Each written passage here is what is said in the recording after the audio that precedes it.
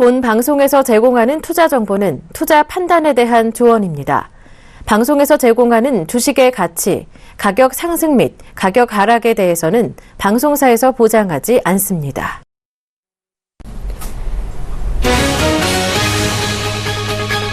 미국 증시가 경기지표 호조로 나흘 연속 상승했습니다. 특히 S&P 500 지수는 심리적 저항선인 2100선을 돌파했습니다. S&P 500 지수는 전일보다 0.19% 오른 2102.95를 기록했고 다우지수 역시 0.11% 상승한 17,949.37로 거래를 마쳤습니다. 미국의 6월 제조업 경기가 1년 만에 가장 좋은 것으로 나타났습니다. 미국의 6월 공급관리자협회 제조업 지수는 53.2를 기록해 전달 51.3보다 1.9포인트 올랐습니다. 이는 전문가 예상치 51.4를 웃도는 것이며 약 1년 만에 가장 큰 폭으로 늘어난 것입니다. 국제신용평가사 스탠더드앤푸어스는 미국의 올해 경제 성장률 전망치를 종전 2.3%에서 2.0%로 하향 조정했습니다. 영국의 유럽연합 탈퇴를 의미하는 브렉시트가 미국 경제에 악재로 작용할 것이라는 이유에서입니다. 국제유가가 미국의 원유 수출이 가동 건수 증가에도 불구하고 달러 역세와 경기지표 호조에 힘입어 1% 넘게 올랐습니다. 뉴욕 상업거래소에서 서부 텍사스산 원유 가격은 전일보다 배럴당 1.4% 상승한 48달러 99센트를 기록했습니다.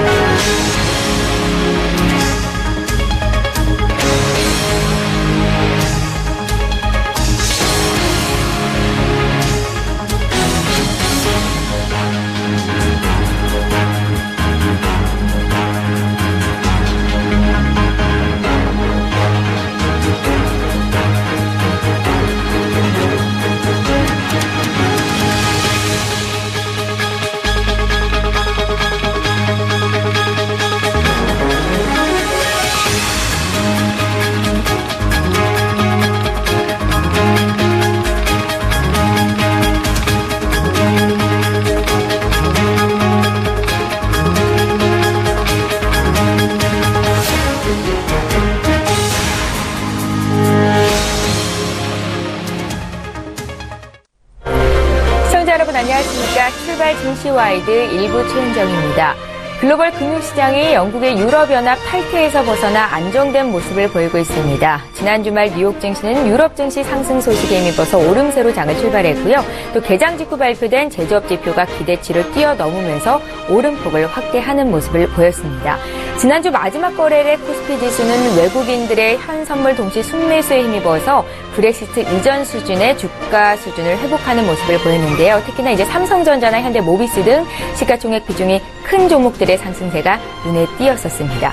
이런 가운데 이번 주는 글로벌 이벤트에 대한 관심도가 집중되고 있는데요. 미국에서는 현지 시각으로 6일 FOMC 의사록이 발표가 될 예정이고요. 또 8일에는 중요한 고용 지표가 발표가 될 것으로 보입니다.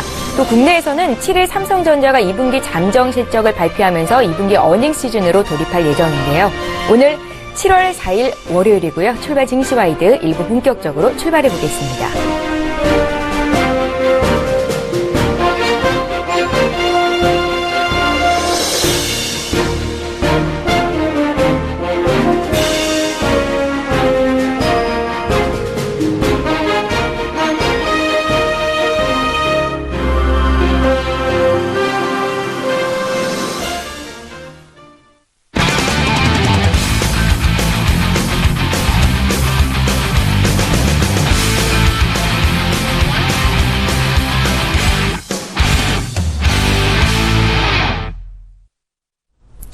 네, 시청자 여러분 안녕하십니까. 김경남의 모닝 브리핑의 김경남 멘토입니다. 자, 시장 같은 경우는 지난주 굉장히 회복세가 빠르게 올라왔죠. 유럽 증시 같은 경우도 거의 다 올라왔고요. 코스피도 마찬가지지만 S&P 같은 미국 증시 또한 지금 거의 브렉시트 이슈를 하락했던 내용이 전부 다 올라왔던 모습을 보여주고 있는데, 자, 그렇다면 안전자산인 골드라든지 금이라든지 아니면 파운드의 가치는 어떻게 움직였으며 이 또한 좀 회복이 다 됐는지 한번 알아보면서 글로벌 증시의 흐름에 대해서 한번 알아보도록 하겠습니다. 자, 첫 번째 같은 경우는 지금 블룸버그 뉴스를 제가 한번 가져와 봤습니다. 자, 블룸버그 뉴스에서 어떤 내용이 있냐면 헤드라인 마켓 뉴스에는 지금 파운드에 관련된 뉴스가 나와 있어요. 파운드가 끝날 날이 자, 멀지 않았다라는 이런 뉴스가 나와 있는데, 과연 이게 어떤 뉴스인지 한번 보도록 하겠습니다. 자, 지금 내용을 보자라면, 핵심 포인트만 짚어보자면, 자, 애널리스트들한테 물어봤어요. 과연 파운드가 2016년 말에 어떻게 좀 진행이 될 것인가 물어보니까, 1.3달러 미만에 움직일 것이라는 이야기가, 자, 이렇게 좀 나와주고 있습니다. 1.3달러 미만 파운드당 보면 1.2달러까지 내려간다는 게 나와주고 있는데, 이게 어느 정도의 가치가 있는 거고 어떻게 예상을 하고 있는지 조금 알기 쉽게 차트를 보면서 제가 설명을 한번 드려보도록 하죠. 자, 지금 이 모습입니다. 지금이 1.32달러, 파운드 1파운드당 1.32달러의 가치로 움직여주고 있는데, 이게 얼마나 저점에 움직여주고 있는 거냐면, 지금 2016년이죠. 제가 예전 차트부터 가져와 봤어요. 2009년, 2010년부터 움직였는데, 자, 이때였죠. 이때가 글로벌 금융위기, 서프라임 모기지론으로 인해서 글로벌 금융위기가 왔을 때의 가치고, 지금 자리 같은 경우는 그 자리보다 파운드화가 가치가 폭락을 해서 내려가고 있는 중에 있는 모습입니다. 자, 그렇다면 연말 같은 경우는 지금 1.32달러에 움직여주고 있는데요, 파운드가. 현재 애널리스트들은 1.3달러 미만, 1.2달러까지 내려간다는 이야기를 36명 애널리스트가 물어봤는데 32명이 현재 이런 이야기를 하고 있고요. 파운드의 가치는 아직 전혀 회복이 되지 않고 있다라는 모습이 보여지고 있습니다. 자, 지금 이 차트 같은 경우는 좀 줌을 해서 분봉을 조금 가져와 봤어요. 7월 1일부터의 일봉상, 분봉상 모습인데, 현재는 브렉시트 이슈가 나오면서, 자, 파운드화가 급락을 했습니다. 급락해서, 현재까지 아직까지 급락 회복세가 주가 같은 경우는 거의 다 회복을 했지만, 통화 가치 파운드는 회복을 하지 않고 있다라는 모습이 이 차트를 보시면 나타나고 있고요. 현재 모든 전문가들 같은 경우는 이 차트의 하단 부분인 1.31을 돌파해서 내려갈 수 있다라고 예측을 하고 있습니다. 현재 파운드의 가치는 회복되지 않았다는 데 포인트를 좀 맞추시는 게 있을 것 같고요. 전차적으로 하락할 수 있는 가능성이 있다라는 데 포인트를 맞추시면 될 것 같습니다.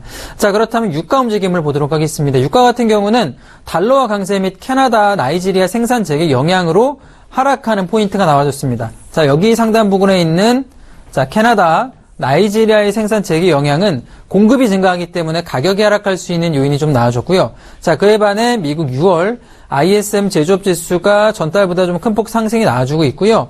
주간 원유 채굴 장비수 증가 소식이 발표가 됐습니다. 자, 증가라는 데 포인트가 있고, 이 부분 같은 경우는 유가 가격에 상승을 줄 수 있을 만한 포인트가 나와주는데요. 자, 베이커 유즈 같은 경우는 미국의 원유 채굴 장비수가 11개 늘어난 자, 341개로 집계가 되면서 5주 동안 4차례 증가했다라고 발표가 됐습니다. 예전에 원유가 배럴당 40불대에 멈춰 있을 때는 채굴 장비 수가 지속적으로 감소가 나와줬는데, 자, 배럴당 50불대까지 올라오기 시작을 하면서 이제 신규 채굴 수가 증가를 하고 있어요. 공급이 그만큼 증가할 수 있는 요인이 많아질 수 있다는 거죠. 현재 같은 경우, 유가 같은 경우는 결국에 호재와 악재가 계속 겹쳐지고 있습니다. 유가가 올라갈 수 있는 포인트와 자, 내려갈 수 있는 포인트가 겹쳐져서 한쪽 방향으로 일관되게 움직이는 흐름이 나오지 않고 박스의 흐름을 가져갈 수 있다는 게 포인트가 될 것 같고요. 차트 모습만 보더라도 마찬가지입니다. 지금 같은 경우는 유가 다시 한번 올라주고 있는데 예전의 모습부터 쭉 가져오고 있는 모습인데요. 현재는 6월달 들어오면서부터는 박스에 갇혀서 자, 배럴당 50불과 45불 제가 계속 말씀을 해드리지만 배럴당 45불과 50불 사이의 박스권에 계속 횡보하고 있는 흐름이 이어지고 있습니다. 금요일까지만 하더라도 다시 한번 상승이 나와주는데, 자, 이 박스권 흐름을 언제 깨질지 모르겠지만 저는 당분간 지속될 가능성이 높다라고 생각이 들고요.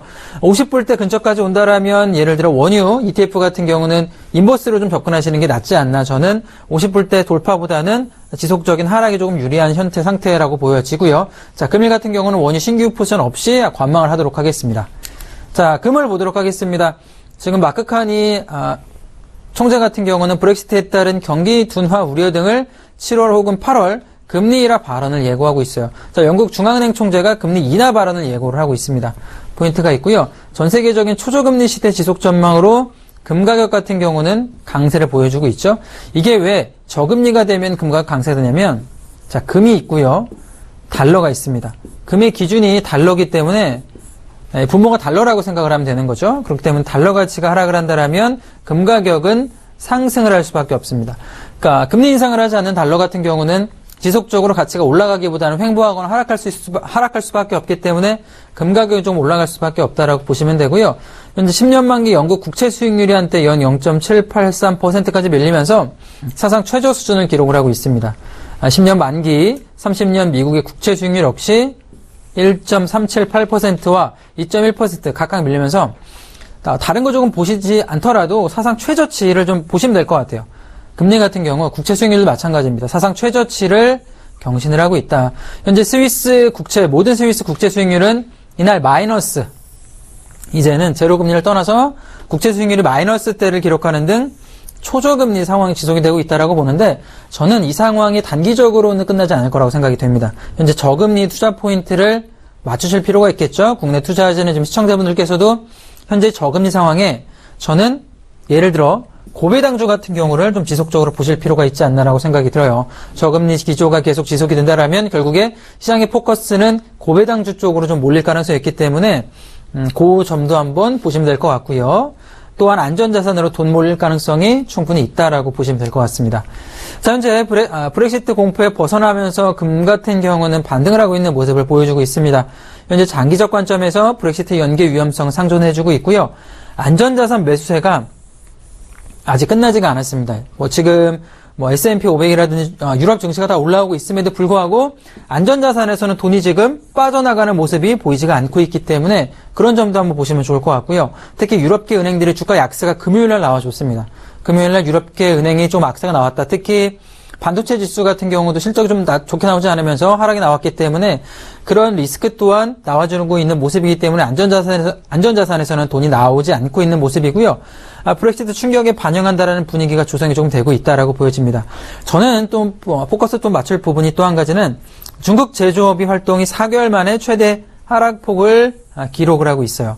전 세계 성장 둔화 우려에 부추기면서 안전자산 매수에 일조를 조정하고 있고, 이게 차트에 그대로 드러나고 있습니다. 차트에 중국 경제 매체인 차이신에서 중국 제조업 지수 PMI 지수를 발표를 하는데 전월에 92.2%보다 하락한 48.6%로 집계가 나와줬는데요. 1월에 굉장히 급락이 한번 나와줬어요. 그때 이유가 뭐냐면 중국의 이 PMI 지수가 예상치보다 굉장히 안 나왔기 때문에 글로벌 증시가 하락을 하고요. 코스피 또한 1850포인트까지 하락했던 이유가 이 제조업 지수인데, 이게 이번에 브렉시트 때문에 조금 묻힌 경향이 있지만 굉장히 하락이 나와줬다. 이 정도도 저는 시청자분들께서 알고 가셨으면 좋겠습니다. 이런 포인트 같은 경우 중국의 흐름 아셨으면 좋을 것 같고요. 자, 차트 모습을 본다라면 지금 같은 경우도 마찬가지입니다. 이때 상승 포인트가 브렉시트입니다. 자, 브렉시트 이슈가 나와주면서 이날 상승이 나와줬는데요. 지금 자리 같은 경우는 지속적으로 횡보를 해주고 있는 흐름이에요. 현재는 횡보해서 멈춰있는 모습이고, 저는 금 같은 경우는 브렉시트 이후에 계속 매수 포지션, 특히 ETF라든지 금 선물은 매수 드리고 있는데, 이런 자리였죠. 이렇게 지지받는 자리에서 매수 의견을 드렸는데, 자, 금일 같은 경우도 마찬가지입니다. 금 선물 매수, 금 ETF 매수 포지션 쪽으로 지속적 추천을 해드릴 거고요. 자, 이때 좀 진입하신 분들, 가신 분들 같은 경우는 좀 길게 보시는 것도 괜찮을 것 같아요. 중장기적으로 포지션을 가져가 보시는 것, 특히 ETF 같은 경우는 쭉 가져가 보시는 전략, 오늘 같은 경우도 금은 매수 포지션으로 추천을 해드리도록 하겠습니다.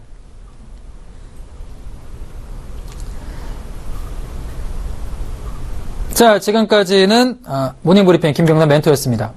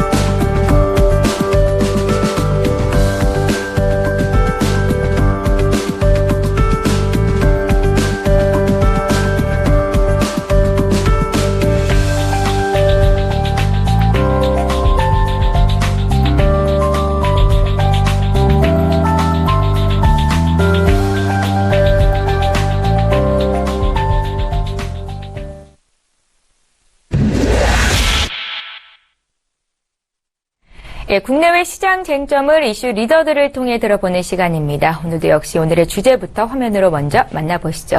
자, 첫 번째 이슈입니다. 영국의 유럽연합 탈퇴 결정 이후로 글로벌 증시는 브렉시트 탈퇴 이전 수준으로 주가가 회복이 된 상태입니다. 브렉시트 이후 시장의 변화에 대해서 자세히 분석해 볼 거고요. 이어서 두 번째 이슈 보겠습니다. 국내 주력 산업들이 세계적인 경제 불안과 중국의 거센 추격 속에서 수출 시장에서 맥을 못 추고 있다는 소식인데요. 이 소식 알아보고 또 오는 7일 삼성전자의 실적 발표를 시작으로 어닝 시즌이 본격적으로 도래할 겁니다. 시장 전략과 투자 조언까지 들어보겠습니다. 자, 오늘은 월요일이죠. 아데나 투자자문의 신승용 대표님을 화상으로 만나봅니다. 대표님 안녕하세요. 네, 안녕하십니까. 예, 첫 번째 이슈입니다. 지난 6월 24일 브렉시트가 결정된 이후로 글로벌 시장이 급격히 요동치면서 불안한 모습을 보였었는데요. 지금은 어느 정도 불안에서 벗어난 모습을 보이고 있습니다. 시장 분위기 어떤지 자세한 분석 부탁드립니다. 네, 말씀하셨던 대로 브렉시트 그 당일날은 상당 부분 시장 충격 컸었죠. 그리고 이어지는 월요일까지도 어찌 보면 이 상황이 자칫 좀 장기화되는 그런 분위기로 치달을 수도 있었다라는 그런 우려감이 팽배해지면서 시장 상황 그다지 긍정적이지는 아니었습니다. 하지만 글로벌 정책 공조 상당히 빠르게 그리고 특히나 유동성을 추가적으로 공급을 하겠다라는 대부분 국가들의 어떤 그 정책적인 시장 내 립서비스 이런 부분들로 인해서 시장 빠르게 안정하는 그런 모습이 나타났었다. 뉴욕 증시의 S&P 500 지수를 좀 살펴보게 되면요, 브렉시트 결정 이틀 동안은 약 한 5%가 넘는 급락 상황이 연출되었지만 이내 한 4일 동안에 결국 5%가 넘는 다시금 그 상승 나타나면서 이전 수준으로 회복하는 그런 모습이 나타났었고 우리 시장 마찬가지죠. 지난주만 해도 3.2% 상승하는 그런 모습 보여주면서 실질적으로는 1987포인트, 1990포인트를 회복을 바로 눈앞에 두는 그런 상황까지 연출되고 있다라는 점. 코스닥도 마찬가지가 되겠습니다. 코스닥 역시 700포인트에 대한 기대감 서서히 커지고 있는 그런 상황이다라고 말씀을 좀 드릴 수 있을 것 같고 이런 분위기들 결국은 변동성의 어떤 그 상황 이 부분 속에서 특히나 변동성의 상황 속에서는 수급 상황이 사실상 크게 흔들릴 수밖에 없는데 상대적으로 수급의 안정화가 빠른 시간 안에 좀 정착이 되는 그런 모습 나타나면서 시장 변동성 그다지 크게는 나타나지 않았다. 그리고 더 나아가서는 사실상 이제 그 2분기 실적 시즌 눈앞에 두고 있는 그런 상황 속에서 삼성전자 벌써 이제 145만 원을 넘어서는 그런 모습들이 나타났고요. 한국전력 역시 6만 원 돌파 또 눈앞에 두고 있는 그런 상황이 되겠습니다. 외국에는 물론 기관들 다소간에 이제 그 폭락 시절에 이제 그 5% 이상 하락했을 때 그때 샀던 그런 부분들 지금 다소간에 좀 차익 매물 좀 나오고 있는 그런 상황은 벌어지고는 있지만 그다지 우려할 만한 수준은 분명히 아니다라는 거. 오히려 외국인을 중심으로 해서 기관들까지 여기에 가세하는 그런 모습을 보여주면서 시가총액 대형주 그리고 업종 대표주 중심으로 지금 현재 큰 그림에서의 매수세 진행되고 있다라고 좀 보셔야 될 것 같습니다. 한편 이제 그 금융시장의 변동성이 실질적으로 실물시장의 전이를 빠르게 차단을 하려는 그런 주요국 정부들의 노력이 일단 시장 내에 먹혀 들어가면서 전체적으로 어떤 그 안정화가 지금 현재 빠르게 진행이 되고 있는데 이 부분에 또 한 가지 더 긍정적인 영향을 주고 있는 것이 결국은 7월달 이제 이번 달이죠. FOMC 회의에서 사실상 금리 인상 가능성은 오히려 물 건너갔다라는 것. 오히려 연내 금리 인하를 할 수도 있다라는 그런 가능성. 브렉시트 국민투표 이후에 파운드화의 절하 그리고 유로화의 급격한 절하 이런 부분들이 결국은 달러화의 강세를 촉발을 시켰고 이 달러화의 강세는 역시 미국 FOMC 회의에서 금리 인상을 하기에는 상당 부분 큰 어떤 그 걸림돌로 작용할 가능성이 상당 부분 클 것이다라는 것. 오히려 미국조차도 금리 인하의 가능성에 대해서 가능성을 좀 열어놓고 있다라는 부분들. 우리나라도 마찬가지죠. 지난달 전격적인 금리 인하에 이어서 이번 달 금융통화위원회에서도 혹시나 그 금리를 추가적으로 인하할 가능성이 있지 않을까라는 그런 기대감 여전히 시장 내에 팽배하다라는 것 좀 감안을 좀 해두셔야 될 것 같습니다. 이러다 보니까요. 주요국들 영란은행 같은 경우 현행 0.5%의 기준금리를 0%로 지금 내리려는 그런 움직임. 그러다 보니까 국제 금 가격의 상승세 1,340불 바로 이제 그 눈앞에 두고 있는 그런 상황까지 나타나고 있고 마이너스 국채가 점차 늘어나고 있다라는 것. 국채 금리가 점차 하락. 다시 말씀을 드리면 금리 국채 가격의 상승이 계속해서 나타나면서 금리가 이제 마이너스를 보여주는 것이 벌써 11조 달러를 넘어서고 있다라는 것. 지난주만 해도 1.3조 달러가 추가적으로 마이너스 금리에 속했다라는 것. 상당 부분 이 마이너스 금리의 효과, 마이너스 금리의 패러독스 이런 부분들에 대해서 생각을 좀 하셔야 될 것 같습니다. 오히려 그 안전자산 선호 현상이 크게 나타나게 되면 금 가격의 상승, 채권 가격의 상승이 나타나게 되는데 지금 현재의 상황은 안전자산 선호 현상이다라고 보기에는 다소간 좀 미흡한 면이 없지 않아 있고요. 오히려 마이너스 금리의 파급 효과로 인해서 안전자산의 대표라고 할 수 있는 금리의 어떤 그 하락 그리고 금 가격을 포함한 원자재 가격의 상승이 지금 현재 나타나고 있다라는 것. 이 얘기는 이때까지 우리들이 경험해 보지 못했던 어떤 그 금 가격이 상승을 하면 주식 가격이 하락을 하고 금 가격이 상승을 하면 달러 가격이 하락을 하는 이런 부분이 아니라 금 가격을 포함한 안전자산의 가격도 상승을 하고 주식을 포함한 달러화, 주식을 포함한 전반적인 그 자금 시장의 어떤 가격도, 자산 시장 가격도 전반적인 상승이 나타날 수 있다라는 부분들, 조금 다소간의 시장 내 패러다임이 지금 변하고 있는 가능성이 있다라고 생각을 하셔야 될 것 같습니다. 따라서 주식 시장에 대한 관심도 상당 부분 필요해 보이는 그런 상황. 아울러서 저금리 상황의 지속에 따른 배당 관련주에 대한 관심 여전히 필요해 보인다 말씀을 좀 드리고 싶습니다. 예, 전체적으로 브렉시트가 결정된 이후로 안정화가 빠르게 이어지고 있다는 말씀을 주셨고요. 이어서 두 번째 이슈를 볼 텐데요. 시선을 국내로 조금 좁혀보겠습니다. 우리나라 수출이 부진을 면치 못하고 있다는 소식인데요. 중국의 거센 추격을 염두에 둬야 할 것도 같습니다. 어떤 업종들의 부진이 눈에 띄었는지 말씀 부탁드릴게요. 예, 일단 가장 중요한 것이 이제 우리나라 수출 주력 산업이 되겠습니다. 자동차 업종, 조선 업종, 철강 업종, 유화, 정유, IT 할 것 없이 전반적인 우리나라의 어떤 그 수출을 그동안 이끌어 왔었던 주력 산업이 다소간 위협을 많이 지금 당하고 있다라고 보셔야 될 것 같은데 아직 물론 이제 그 기술 격차는 상당 부분 있다. 그리고 기술 격차가 있는 업종 그리고 기술 격차가 그다지 크지 않은 업종 좀 나눠질 수 있을 것 같은데 조선 업종이나 철강 업종 같은 경우는 상당 부분 이미 글로벌 1위 자리를 중국에 내어준 그런 상황이다라고 보셔야 될 것 같고요. 다른 업종 같은 경우 그 추격이 한창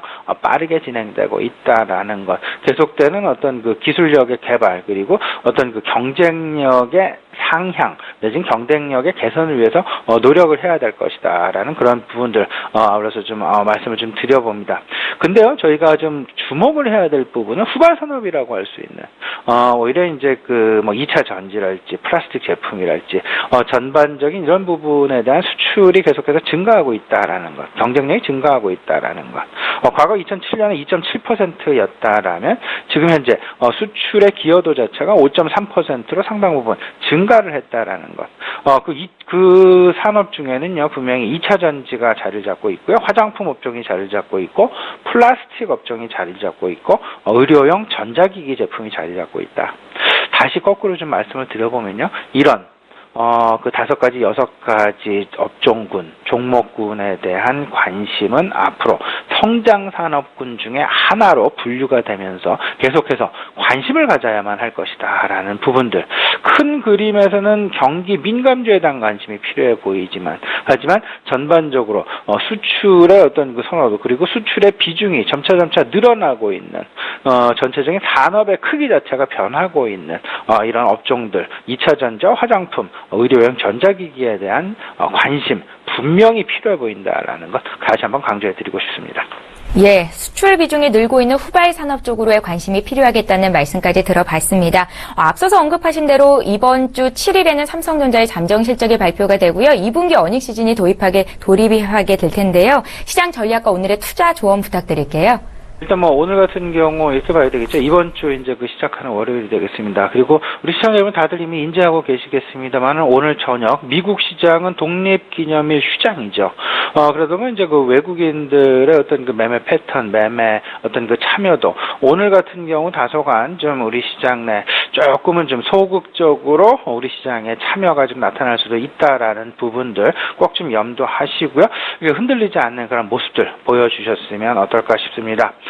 패러다임의 변화라는 부분 생각을 하셔야 될 것 같습니다. 앞서서도 간단하게 좀 말씀을 드렸습니다만은 이번 브렉시트에 있어서 주요국 정책 공조의 가장 핵심이 되었던 것은 결국은 변동성을 축소하고 그리고 추가적인 그 변동성 축소를 위해서 추가적인 유동성을 공급을 할 가능성이 있다라는 시장에 대한 자신감의 표현이었습니다. 그렇다면 그 방향은 어떻게 될까? 결국은 유동성을 추가적으로 공급을 하게 된다면 금리의 인하 내지는 금리의 인하가 가장 중심점에 들 수밖에 없고 금리의 인하는 결국은 지금 거의 뭐 초저금리 상황이 진행되고 있기 때문에 마이너스 금리의 확대로까지도 연결될 수 있다라는 것. 근데 마이너스 금리라는 부분, 마이너스 금리가 가지는 패러독스, 역설 이 부분에 대해서 이때까지 우리 시장에서는 경험해보지 못했다라는 것. 그 부분을 조금 더 정리를 해본다라면 마이너스 금리가 주식시장 내 긍정적일까 부정적일까? 아니면 채권 시장에 긍정적일까 부정적일까? 안전자산 선호 현상은 어떻게 변할까?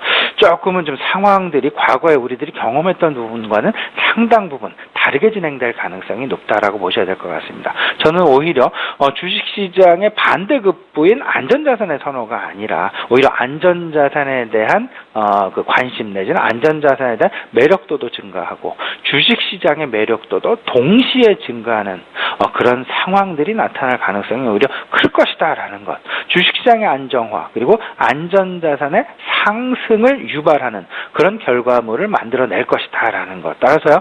원자재 관련주 그리고 배당 관련주, 환율 수혜주까지도 우리가 계속해서 관심을 가져야 되겠다라는 것. 특히나 이번 2분기 기업 실적과 관련된 것. 2분기 기업 실적의 가장 중요한 핵심 관전 포인트는 환율의 어떤 그 원화 환율의 변화분이 얼마만큼 기업들의 실적에 영향을 미치느냐가 관건이 될 것이라고 생각을 하고 있습니다. 기업들의 실적이 영향을 미치는 환율의 변화 부분 꼭 좀 염두에 두셔야 될 것 같습니다. 예, 매주 한 주를 시작하기에 앞서서 투자 조언을 주고 계시죠. 오늘은 아데나 투자자문의 신승용 대표와 함께했습니다. 잘 들었습니다. 네, 감사합니다.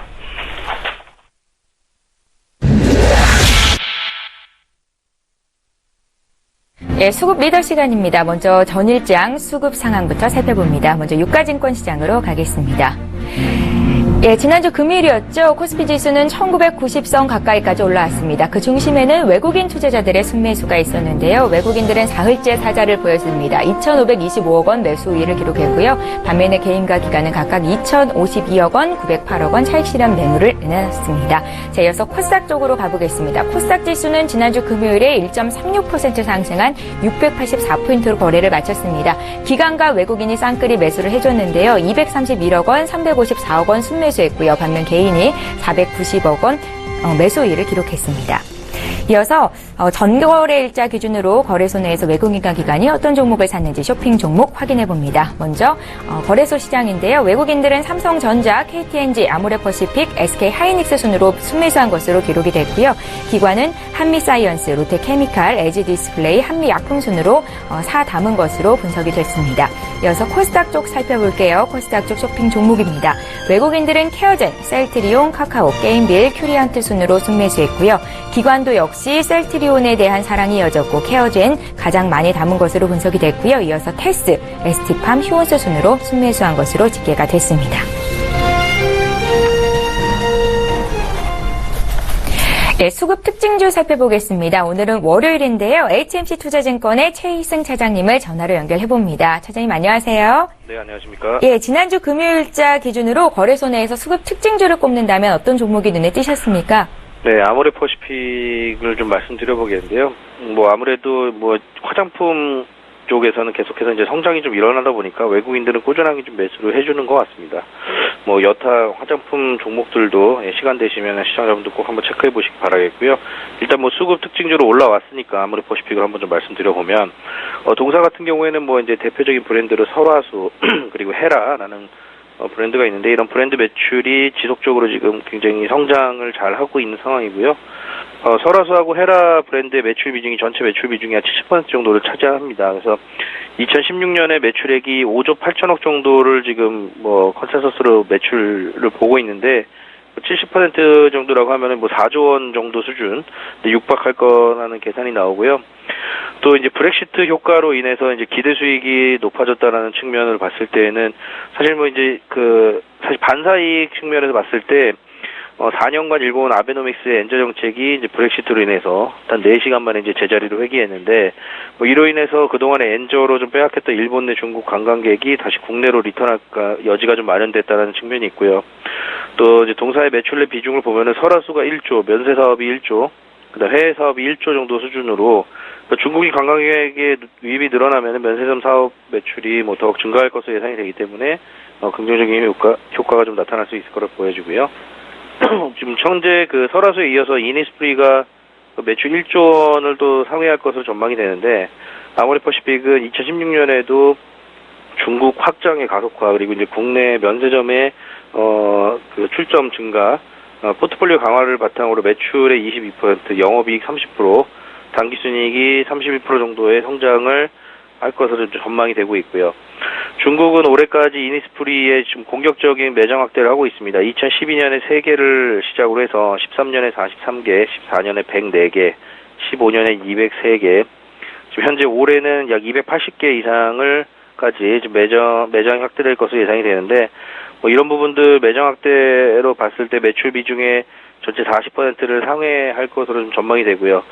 또 이제 설화수 그리고 에뛰드도 계속해서 중국 내에서 성장을 주도할 수 있을 것으로 좀 전망이 됩니다. 주가를 좀 말씀드려보면은 이제 가장 그동안에 이제 최고가가 45만 5,500원, 작년 7월 달이죠.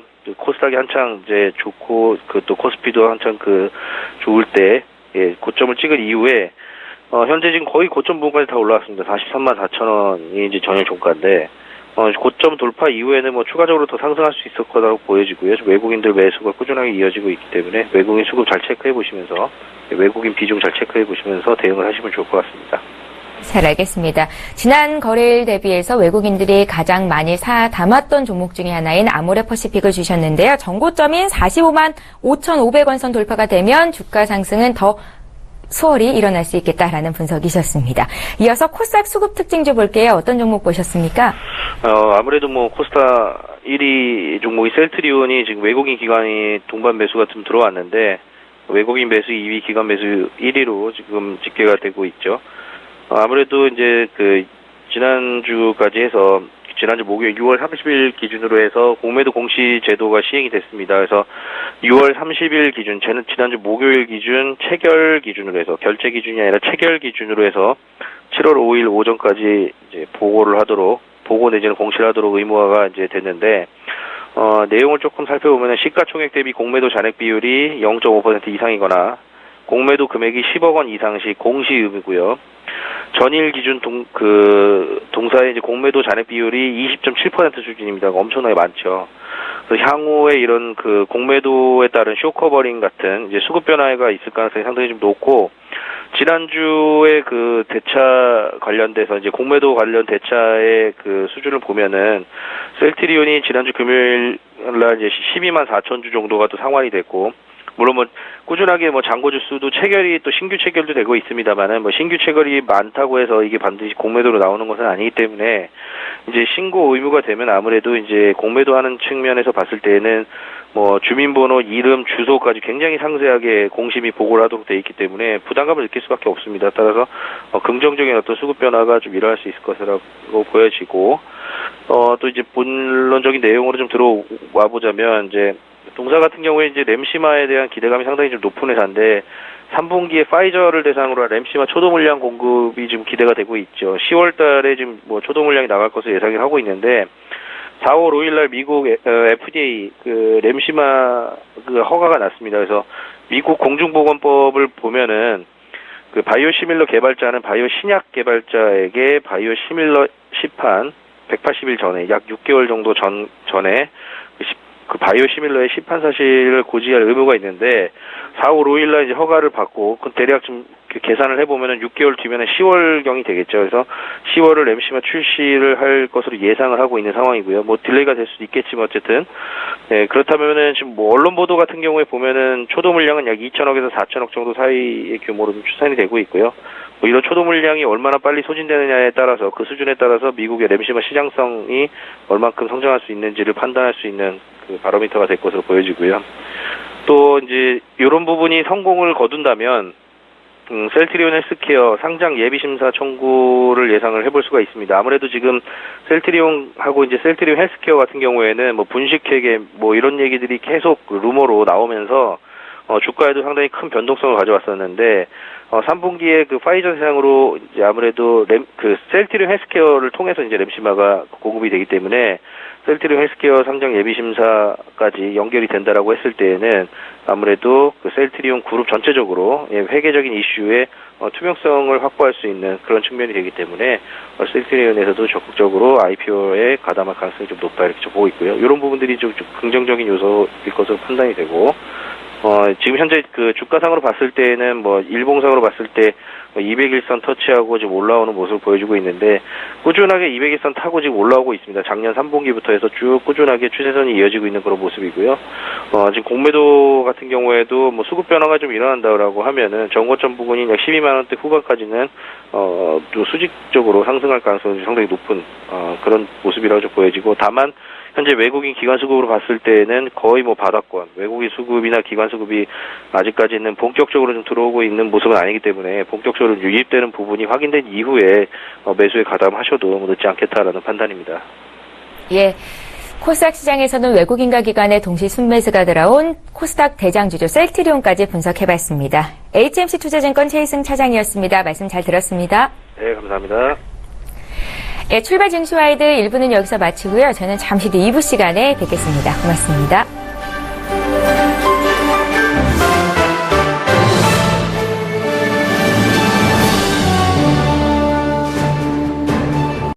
본 방송에서 제공하는 투자 정보는 투자 판단에 대한 조언입니다. 방송에서 제공하는 주식의 가치, 가격 상승 및 가격 하락에 대해서는 방송사에서 보장하지 않습니다.